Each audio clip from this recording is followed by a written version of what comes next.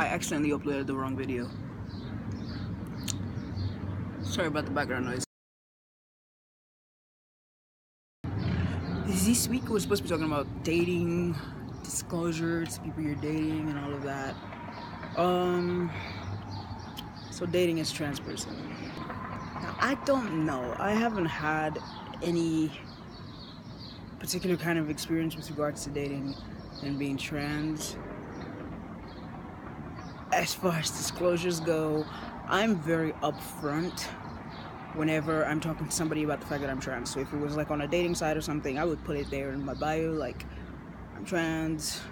That way I'm just able to suss out the people who have no intention whatsoever of dating a trans person.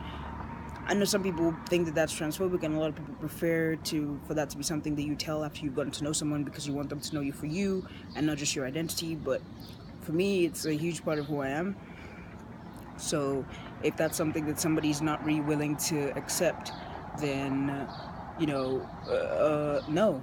And I want to be able to talk to somebody who's coming in with an open mind, regardless of the fact if at the end of the day they're going to decide, oh, this is not something I can deal with. I want the person to come in with an open mind. So if I don't write it there in my bio that I'm trans and they don't know, and then I say it and then that turns into like a fight or something, that's not something that I have any kind of interest in dealing with. Now, I'm currently single, but I have dated people who knew that I was trans, and it hasn't had any kind of negative effect.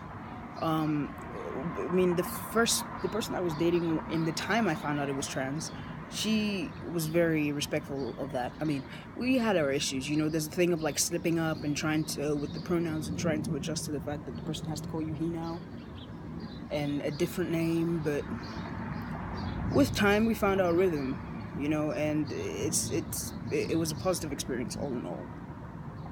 So I don't have any kind of negative experiences. I mean, you get people who come and ask you dumb questions, like people who match with you just because you're trans, or they tell you, oh, I've always wanted to date like a trans, and like, what is a trans?